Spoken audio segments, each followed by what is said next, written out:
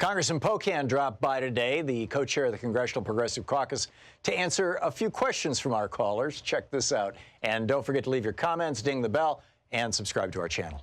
Hudson, Wisconsin, I got it. You're on the air with Congressman Pocan. Hi, can you hear me? We can, Vicki. Thank you. Great. I'm a recently retired family practice physician, and my husband, James Mayer, and I have been campaigning for Medicare for All for many years. First on a program we had called Of the People on AM 950, where we're listening to you right now. And we also met you at the DPW convention a couple of years ago. And right now we're campaigning using a brochure, setting up tables at various events. And my question is, you're a co-sponsor on H.R. 1384, and we're wondering what happened to the funding provisions that were in H.R. 676, and it really has undermined our ability to talk to people that the new H.R. 1384 doesn't specifically talk about funding the way H.R. 676 did. What should we do about that?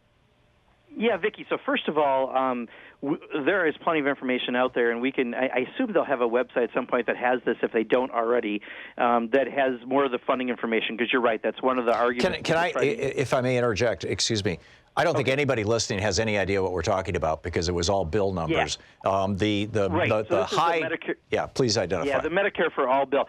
So Vicki, first of all, what Tom was saying was the second part I was going to say, which is, forget the bill numbers. No one knows what 676 is except for maybe a very, very, very small number of people. That was the old bill under John Conyers written a decade ago versus the new bill, which matches closer to what Bernie Sanders has introduced in the Senate.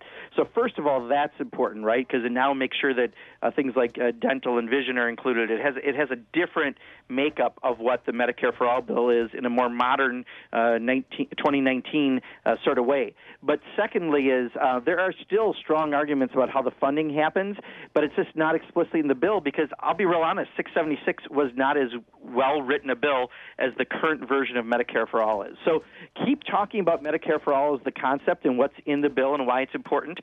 There is information out there that we can make sure you get, but it should be out in the public domain about the actual funding side of it, the fact that if you don't have overhead and you don't have the profits and you take away those things, that's how you can help fund health care for everyone. We can still talk about that and the merits of the bill in a really strong way with a more modernized Medicare for All bill, and let's not get lost on bills that were written 10 years ago and numbers that people really won't remember. There still is the same great information out there about the Medicare for All bill, and that's what's so important in building public support for that.